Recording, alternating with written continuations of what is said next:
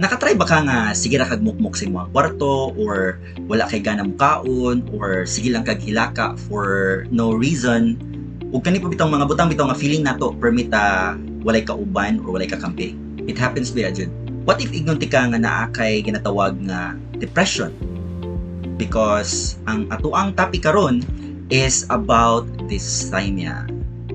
But before we go any further, again, I'd like to make a disclaimer nga tanan nato istorya diri is all about educational and awareness purposes only. Ug dili ni siya intended nga mo replace ug any other complicated and actual scenarios.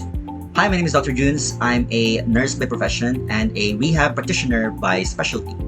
And ang atuang question karon is unsa ba kining ginatawag nga dysthymia? The reason why we're talking about this is because a friend of mine once asked me like few days back nga unsa ba ni siyang nagwonder siya kay gi-diagnose siya kung unsa ni siyang dysthymia ug unsa ni siya nga mga tambal nga ginapatumar sa iya. Now, dysthymia is a medical term. It refers to a chronic form of depression. And kani siya nga klase nga depression, although qualify siya sa term nga depression, no, it is also known as a persistent depressive disorder. It can be it is considered as persistent because people with dysthymia often experience a depressed mood for most of the day, so usually sa tibok adlaw, and also more days than the usual. Medyo daghan-daghan ang higayon nga gaka-depress siya kaysa dili. And usually it is common gina-consider na siya nga dysthymia compared to like just a depressive mood, no, if it's like more than 2 years. It can be probably 1 year for children and to young adults, but usually 2 years na siya nga qualification. And the symptoms are typically less severe, no, dili ni siya that severe compared to what we call a major depressive disorder nga mas taas ang higayon nga na-depress sila. Now, the common symptoms for this persistent depressive disorder is like persistent sadness, no, or low mood permi. Naapod tayo ginatawag nga fatigue or permi siya low energy. There's also low self-esteem, like ubos yung pananaw siyang kaugalingon and like feelings of inadequacy. And naapod tayo kanang ginatawag bitaw nga difficulty in concentrating, dili maka-focus sa iyang mga task or mga binuhatan, and also with difficulty in terms of making a decision, gilisod og decide sa mga bagay-bagay, mapagamay man ang butang or mapadinagko nga butang, lisod or difficult i-decide para sa iya.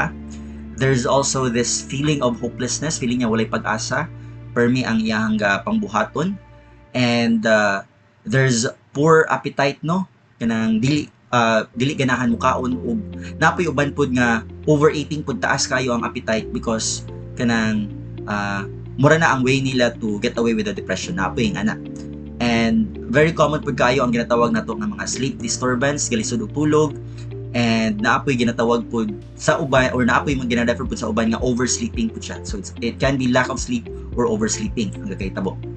Now, in terms of treatment, it can be a combination of therapies, no?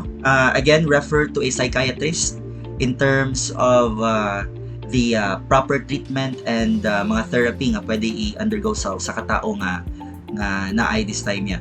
So one of it is the psychotherapy, wherein a cognitive and behavioral therapy is being used to effectively help people in terms of managing their symptoms. And naapod tayo ginatawag pod nga lifestyle changes, need og a diversion of therapy or physical activity. This will include as well like mga exercise or sports, and a healthy diet, and of course enough sleep. Kailangan yun na siya. And with all these, no, makatabang ni siya nga mag-improve ang atuang symptoms or mag-improve ang feeling sa usa ka tawo nga naka-experience ani nga symptoms. The third one is what we call the medications, no. Ang common nga medication nga ginahatag nato is fluoxetine, 20 milligrams to address the depression. And very common kaayo po nga ginahatag sa ato ang mga pasyente here in the Philippines ang quetiapine, 25 milligrams. Muna siya ang isa sa mga gina-provide, and there are cases po nga i-increase na siya to 50 milligrams depende yun sa severity sa case sa katao, right?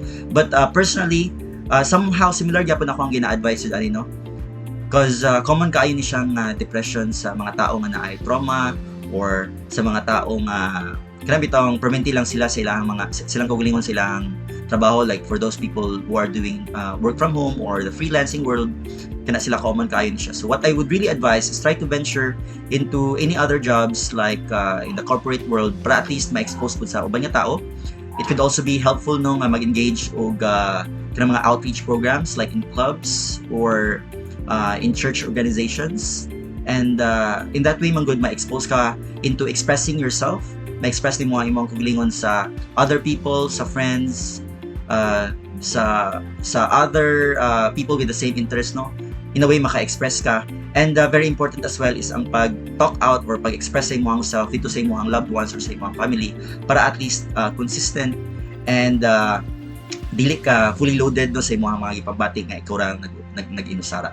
That would really help in terms of being able to reach out para ma-address ang imong mga gipabati.